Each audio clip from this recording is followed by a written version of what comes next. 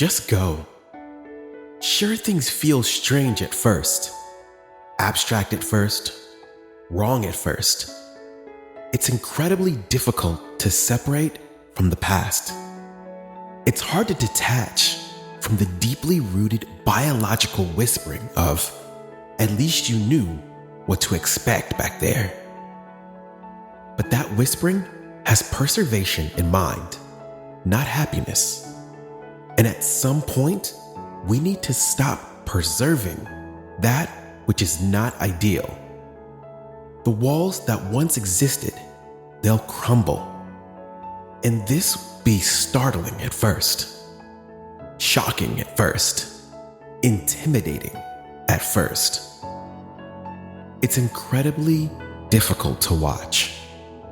Foundational structures crumble around us, especially when you know you were the one that lit the fuse.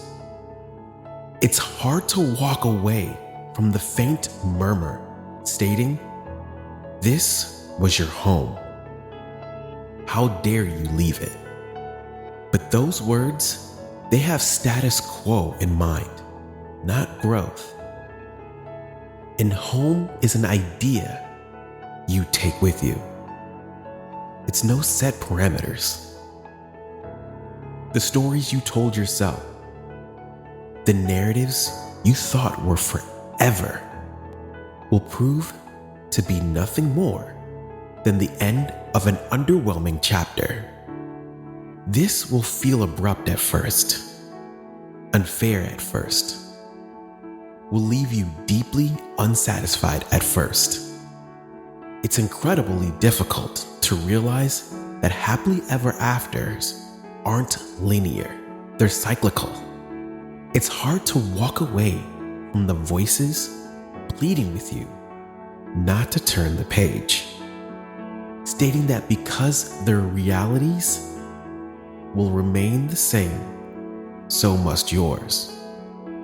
But those aren't the characters with whom you'll emerge victorious. Some movies must be recast, the setting reimagined, the hero reinvented.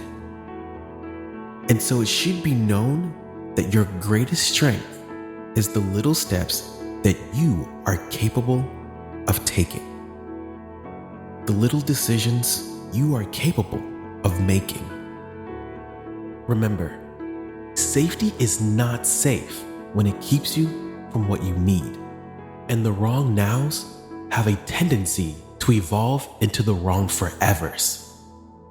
The small concessions, well, they become the big mistakes. So, if it's a sign you're hoping for, let this be it. If there's a time you're waiting for, let now be that time. If it's someday you're dependent upon, let today be that day. As doing nothing is in fact a decision, but only one of many. One path laid out before you, one single grain of sand, where the edge of today's world touches the shores of tomorrow's. Sometimes it's about the ability to stand up, face the horizon, and just go. Go because it's only upon going that you realize you're capable of the journey you finally see in yourself, the strength you've always longed for. It's in going that you realize yesterday's situation wasn't even really the problem. It was your fear of the unknown, of leaving that situation. It was living with the devil you knew, instead of potentially having to face the devil you didn't. That's what happened to your wings. They just felt safer tucked away. But it's in going that we acquire perspective. The tragedies, the devastation, the things that kept us awake at night, they really weren't that bad. But how are we to know? When you build walls around yourself, what's within them becomes your entire world. It's in going that you create yourself. And while everything you need is already beating in your chest, the great unknown before you is the water to that seed, the key to that door. What you fear is exactly what you need. And so the beautiful dance through life goes on. Not beautiful because of its elegance, it's rarely that, but beautiful because of its promise. Beautiful because we get to move without answers in order to find answers. Beautiful because what we become is directly proportional to what we're willing to endure. And that means that the universe doesn't judge. It doesn't know us by our failures or our mistakes, but by our courage. Our courage to face all these things and move forward anyway. To relentlessly explore the resilience of the human spirit. An infinite light in an otherwise finite world. A bridge that is built beneath our feet in real time. What a weight off our shoulders to know this. We don't have to get it right. We just have to step out the door, trusting that we will pick up enough pieces to put together something meaningful. We just have to go. And in the world, it opens up. Leave the old embrace, the new simple you.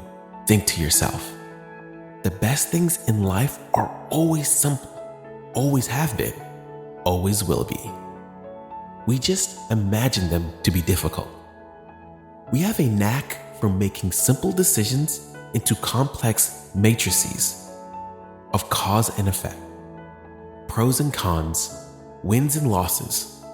We learn to think for years until we finally come to the brilliant realization that happiness, that meaning, that a life well lived comes when we think less.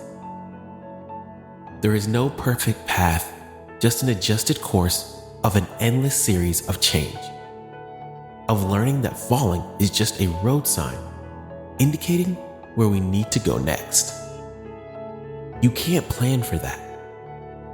You can't chart a course that doesn't exist. No, you leave who you were yesterday behind and you set sail. They'll ask you, where do you see yourself in 5 years? And you'll think, who knows? But not here. It couldn't be here. It must be somewhere evolved, where pieces of the world shaped our outlook and become the armor that you now wear.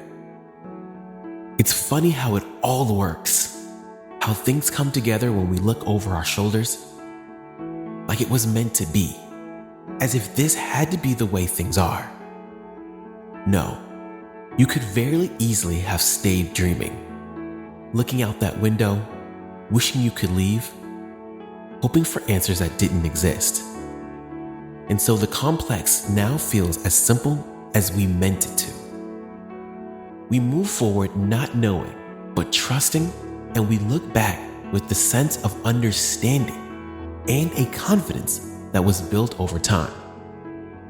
In the game of life, there are people who go and people who stay, people who build and people who don't.